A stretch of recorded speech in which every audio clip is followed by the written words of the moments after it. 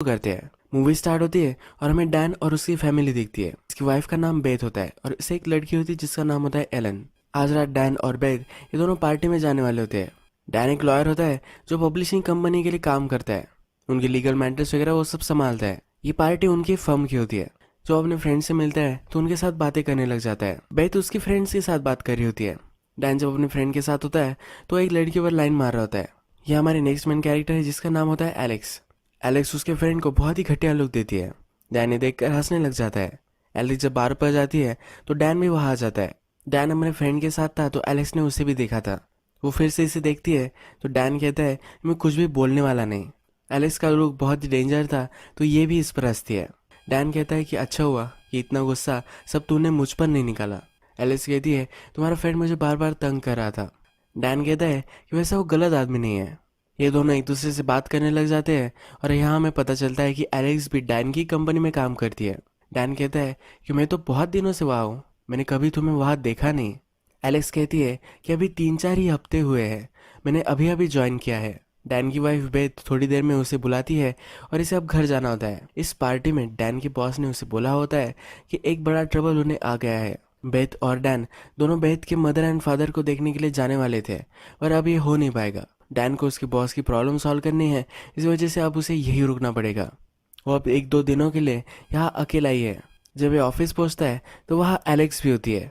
इनके publishing company में एक बड़े राइटर ने पॉलिटिशियन के ऊपर एक कैरेक्टर बेस किया था, इसी वजह से ये एक लीगल ट्रबल में है। डैन सही से किस तरह से इस केस को लड़ना है इसकी स्ट्रैटेजी वगैरह बनाता है। ये मीटिंग खत्म होने के बाद जब वो नीचे आता है तो बारिश गिर रही होती है। डैन की अम्ब्रेला भी टूट जाती है तो एलेक्स उसे देखती है। एलेक्स उसके पास जाती है और उसे छाता वगैरह देती है। डैन कहता है कि बारिश खत्म होने तक क्या हम कॉफ़ी वगैरह पी सकते हैं। ये फिर दोनों एक होटल में आ जाते हैं। एक दूसरे के अजीब अजीब केसेस से डिस्कस कर रहे होते हैं और खूब हंस रहे होते हैं। डैन कहता है कि मेरे मदर एंड फादर का डिवोर्स हुआ था तो मेरी मदर मुझे बोली थी कि तुम ही मुझे रिप्रेजेंट करो। डैन कहता है कि बड़ी मुश्किल से मैंने मदर को कन्विंस किया था कि ये मैं नहीं कर सकता। ये दोनों इस बार हंसने लग जाते हैं कि लॉयर बनना ये एक बड़ी रिस्पॉन्सिबिलिटी है, बहुत सारी चीज़ें आपको सीक्रेट रखनी पड़ती है। एलेक्स पूछती है कि क्या तुम सीक्रेट रखते हो। ये इससे फ्लर्ट कर रही होती है। डैन कहता है कि आज तुम्हारी कोई डेट नहीं है। एलेक्स भी कहती है कि मैंने उसे कैंसिल कर दी है। डैन को यह अच्छा लग रहा होता है। एलेक्स फिर उससे पूछती है तुम्हारी वाइफ कहाँ गई है। डैन कहता है कि 2 दिनों तक वो वापस नहीं आने वाली। एलेक्स कहती है कि तुम्हारी वाइफ बाहर गई है और तुम मेरे साथ लंच कर रहे हो। डैन कहता है किसी के साथ लंच करना कोई गलत बात नहीं है। एलेक्स कहती है कि ये हो सकती है, यानी कि एक दूसरे के साथ वो आज रह सकते हैं। एलिस कहती है कि हम एक दूसरे से अट्रैक्टेड है, ये तो ऑब्वियस ही है। इसके बाद डायरेक्टली एलिस के घर पर आ जाते हैं और इंटीमेट हो जाते हैं। रात में पार्टी में भी जाते हैं। जब सुबह होती है तो डैन वहाँ से निकल जाता है। डैन को रात में उसकी वाइफ का कॉल आया था पर इसने वो पिकअप नहीं किया था। अपनी वाइफ को फिर से कॉल कर देता है। ये दोनों एक दूसरे का हाल पूछते हैं तो इसकी वाइफ कहती है कि इसे और एक दिन लगने वाला है। इसकी जो बेटी है इसने यहाँ रैबिट देखा है तो उसे अब रैबिट भी चाहिए। डैन इस पर मना कर रहा होता है।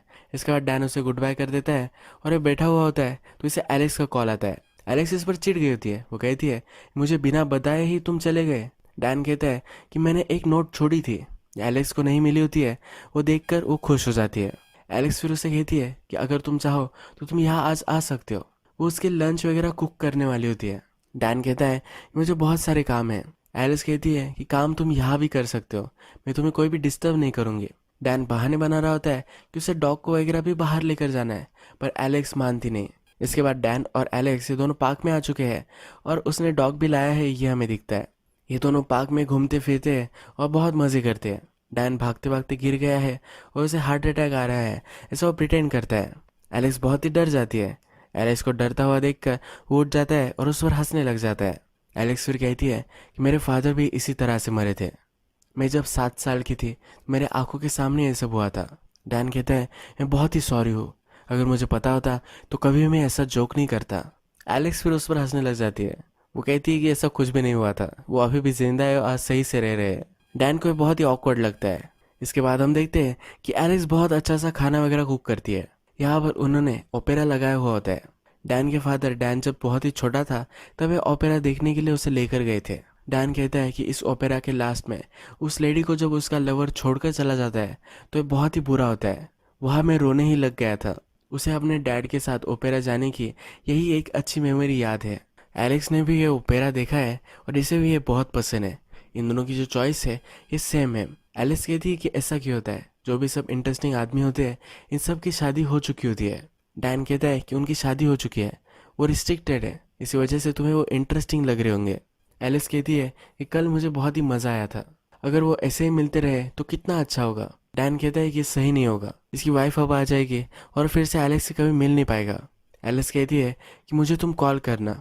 डैन भी उसे वादा करता है। इसके बाद हम देखते हैं कि ये दोनों इंटीमेट हो जाते हैं। जब शाम होती है तो डैन यहाँ से जा रहा होता है। एलेक्स उससे पूछती है कि क्या तुम यही नहीं सोच सकते। डैन कहता है कि नहीं, मुझे घर जाना पड़ेगा, उसे और भी कुछ काम होते हैं। एलेक्स उस पर चिढ़ जाती है। वो बोलती है कि तुम्हारा अब काम हो चुका है तो डायरेक्टली तुम मुझे छोड़कर चले जा रहे हो, तुम मुझे ऐसा क्यों ट्रीट कर रहे हो। डैन कहता है कि ये क्या तुम बात कर रहे हो, हम दोनों ने डिसाइड किया था कि ये सिर्फ एक दो दिन की बात है, क्या सही क्या गलत ये हम दोनों ने मिलकर डिसाइड किया है। जब डैन वहाँ से जा रहा होता है तो एलिस उसे पास बुलाती है। वो कहती है कि हम अब फ्रेंड्स रहेंगे। वो उसे हक करती है। डैन उसे कहता है कि मैं बहुत ही सॉरी हूँ अगर मैंने किसी भी वे में तुम्हें अपसेट किया होगा। एलिस उसे छोड़ नहीं होती। जब डैन उसके हाथ देखता है तो इसने अपनी नस काट ली होती है। एलेक्स फिर बहुत ही डर जाता है, उसके हाथ पर पानी वगैरह लगाता है, उसे मलहम पट्टी वगैरह कर कर देता है। रात भर वो यही रुकता है और सुबह होने के बाद उसे कहता है कि प्लीज़ तुम डॉक्टर के पास चले जाना। इसके बाद यहाँ से निकल जाता है। घर आने के बाद उसकी वाइफ को लगे कि ये घर ही था, इस वजह से सब बेड वगैरह वो डिस्टर्ब कर देता है।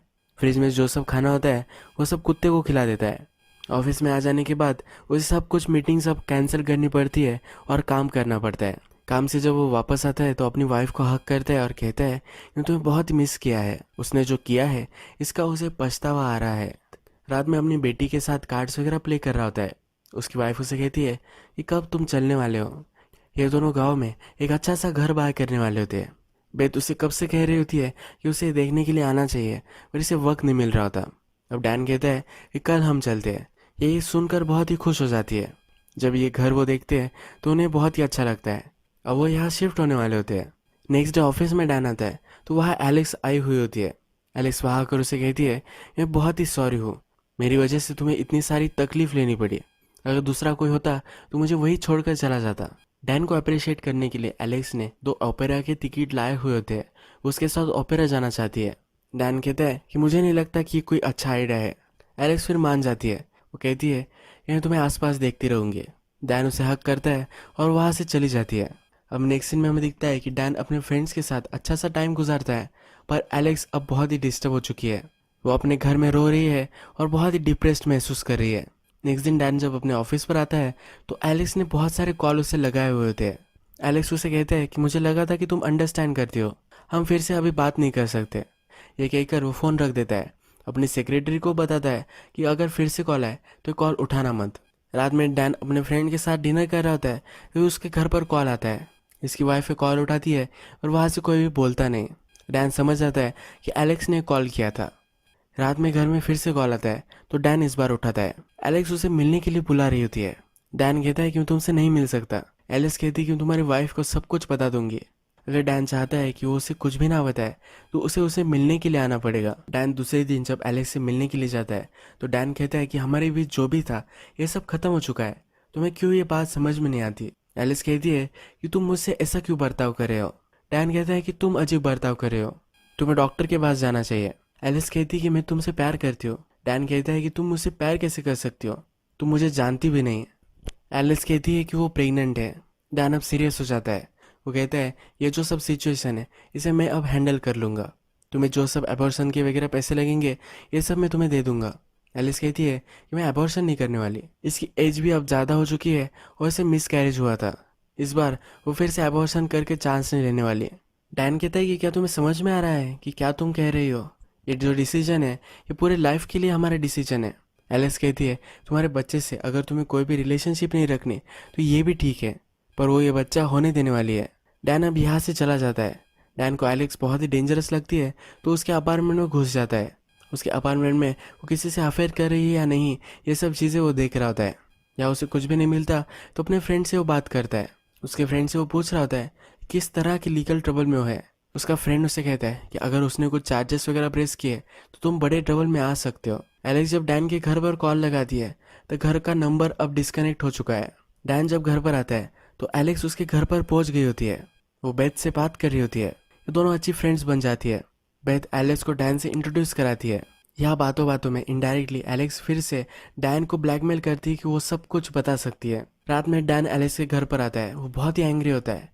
वो कहता है कि तुम कर क्या रही हो, तुम्हें ये सब अब बंद कर देना चाहिए। एलिस कहती है कि अब बंद नहीं होने वाला, तुम्हारा ये बच्चा है, तुम्हें इसकी रिस्पॉन्सिबिलिटी लेनी पड़ेगी। मैं अब तुम्हारी और एक फैमिली बन चुकी हूँ, अगर तुम अपनी रिस्पॉन्सिबिलिटीज कंप्लीट नहीं करोगे तो मुझे और भी स्टेप्स लेने पड़ेंगे। एलिस कह रही होती कि मैं तुम्हारी वाइफ को बता दूंगी। तभी डैन उसका गला दबाता है, उसे धमकी देता है कि अगर तुम मेरी वाइफ को कुछ भी बताओगी तो मैं तुम्हें मार दूंगा। अब थोड़े दिन गुजर जाते हैं और डैन अब अपने नए घर में मूव इन कर रहा है। डैन की बच्ची को रैबिट चाहिए था, तो रैबिट उसने बाय किया है, उसे वो लेकर जा रहा होता है।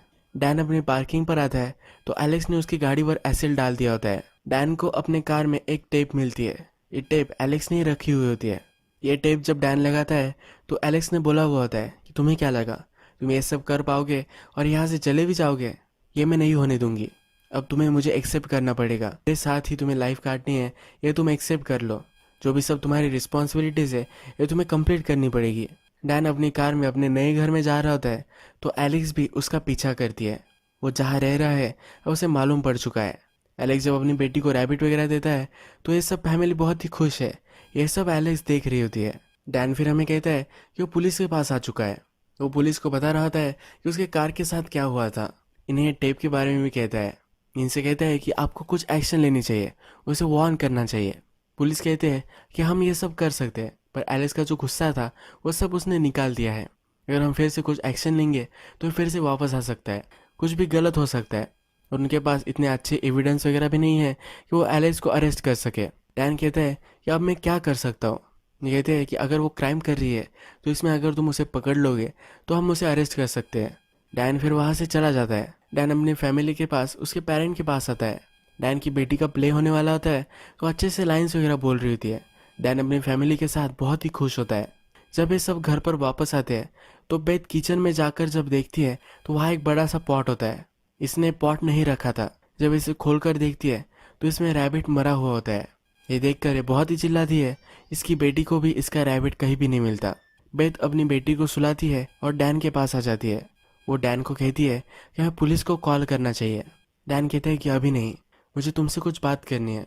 डैन कहता है कि क्या तुम्हें वो औरत याद है जो हमारे घर पर आई थी? बेथ समझ जाती है कि इसका उसके साथ अफेयर चल रहा था। डैन उसे सॉरी वगैरह कहता है। वो उससे पूछती है कि क्या तुम उसके पैर में हो? डैन कहता है कि नहीं, ये सिर्फ एक रात की बात थी। बेथ एंग्री हो जाती है और रोने भी लग जाती है।